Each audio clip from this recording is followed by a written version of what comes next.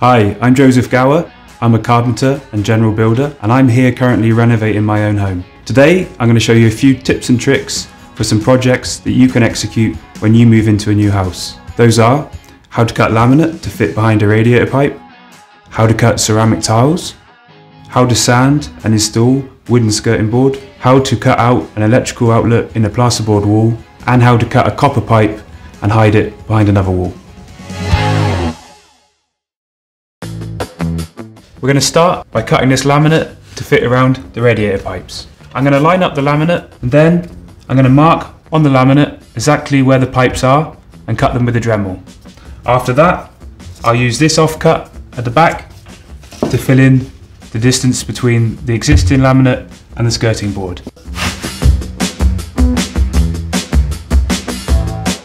I'm going to use the tape measure and I'm going to check how far in we need to make the cut. So it's 2 centimeters in.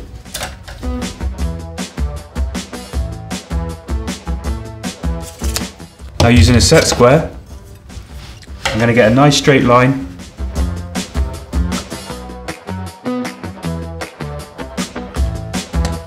Now we have our marks on the board, ready to cut it with the Dremel. Okay, then we place the laminate on the workbench. We make sure it's clamped down firmly. That prevents it from slipping around when we make the cut. I already have the 5/6-1 spiral cutting bit inserted in the Dremel, and now I'm going to attach the cutting guide. The laminate I know is 6mm thick, so I'm going to set the depth to 10mm. I'm using the multi-purpose cutting kit instead of a jigsaw because it's quite small cuts and you have a lot more control and stability using the Dremel. I've set the RPM to 30,000. That leaves a really nice, clean and smooth cut on the laminate.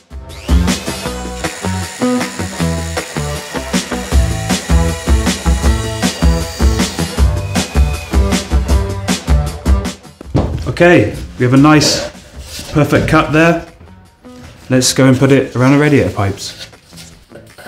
Okay, we're going to line up the laminate with the pipes. That cut's perfect. Now we're going to get the offcut and put it behind. If you need to, use one of the metal bars and a wooden mallet and use that to pull in the laminate. Now what I'm going to do is use the 1 centimeter spacer, put it between the wall and the laminate. That allows for any movement in the laminate over the years. Now we use the radiator collar to go around the pipe. This will hide any discrepancies and also leave a nice finish. Okay, the collars are now on. I think it looks perfect.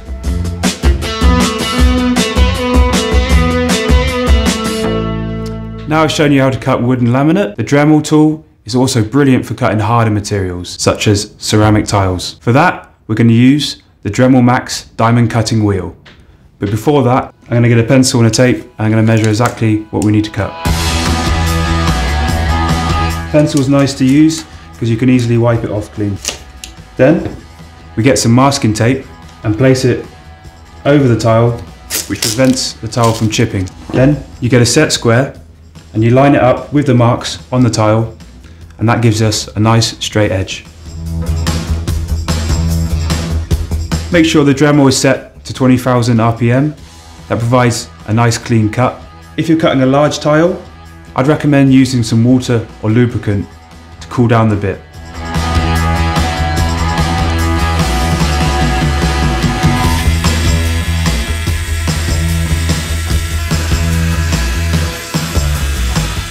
And now I'm going to flip the tile around to make sure that the corner of the cut is nice and finished. You won't see any of those lines because it will be on the underside of the tile.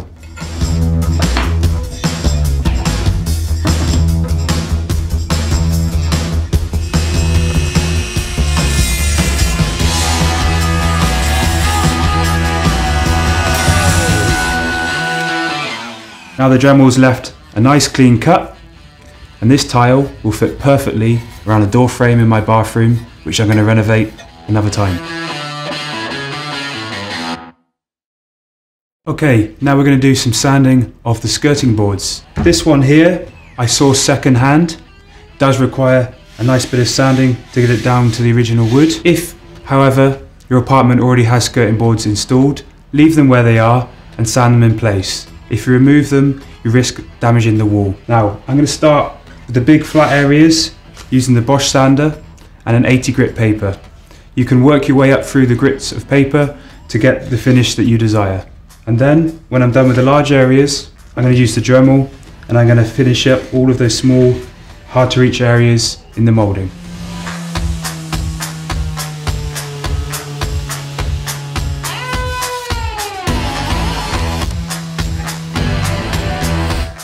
Now I'm going to use the Dremel with the abrasive brush. I've set it to 15,000 RPM. That's slow enough so that we don't carve too deep into the wood. The abrasive brush has got into this nice groove here, but next I'm going to use the flat wheel to get these slightly larger areas.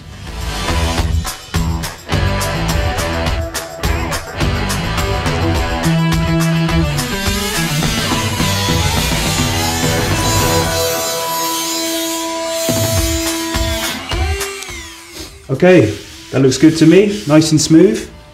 What we're going to do now is going to give it a wipe with a damp cloth just to get rid of any of the excess dust, and then we're going to give it a coat of primer. When that's dry, we can do 2 top coats and then it's good to go on the wall.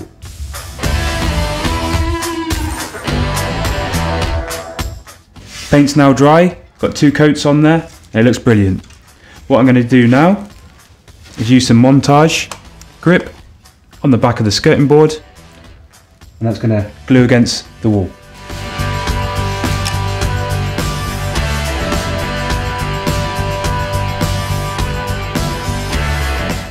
Okay, now we're going to change over to the acrylic cork, and that's to seal between skirting board and the wall.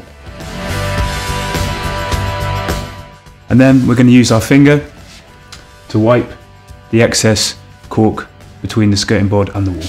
Now wait 24 hours for the cork to dry and then give it a coat of paint, and that will look absolutely perfect. So now we're going to cut out an electrical box in the wall. I've marked an X already where the wires are. If you don't know where the wires are, you can use an electrical finder to check, and also use a stud finder to check that you're not going into the stud work. I've switched off the electrical group, so it's all safe to go. Now we take the electrical box, we place it in the middle of the X, and we use a level to make sure it's perfectly square. Now we can take a pencil and trace around the box.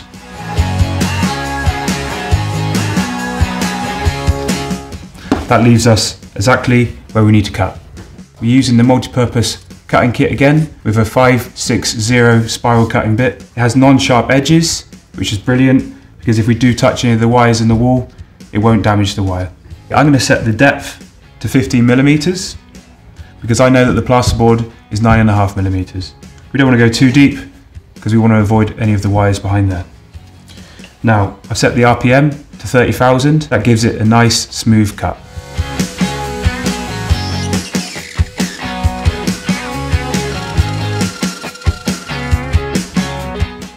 Now if you stop just before the end, you can use a screwdriver and just pop out that piece. And there we have a hole for the electrical box.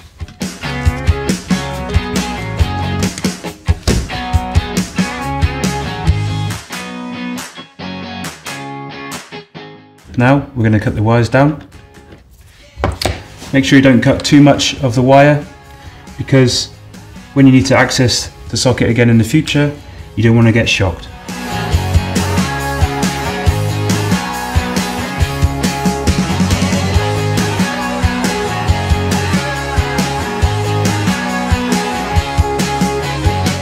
And now I've finished putting on the faceplate and we have a socket ready to be used. Okay, what I'm going to do now is remove this old sink so I can have a nice, clean, fresh wall. To do that, we're going to take the sink off, the waste pipe, the flexi hose, and then we're going to cut down this copper pipe. That will then be pushed into the wall, hidden and filled, and it will look lovely. Before we do that, we're going to switch off the water supply to the sink, and a little tip, you can turn on a tap somewhere else in the house and that will help draw out any of the extra water. Make sure you have a bucket and a sponge ready, because when we undo the flexi hose we're going to have a bit of water left inside the tap.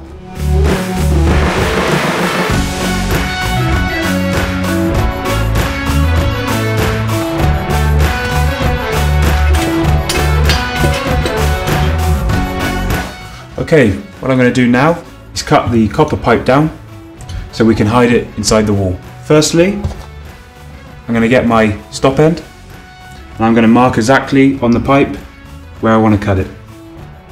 There's a little bit of movement on this pipe, so we can easily push it into the wall. If, however, there wasn't, what we could do is cut a bigger hole into the plasterboard, do exactly the same process, and then repair the plasterboard afterwards. I only use the Dremel with the Dremel Max premium metal cutting wheel. The Dremel's perfect for cutting things like this water pipe in these hard to reach areas. I've set mine to 35,000 RPM. It's a perfect speed for cutting through the metal easily.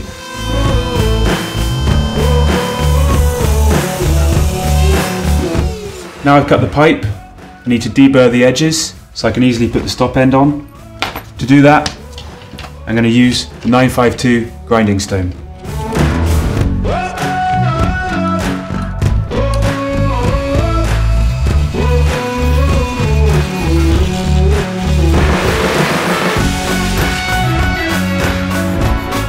Now it's deburred, we can put the stop end on.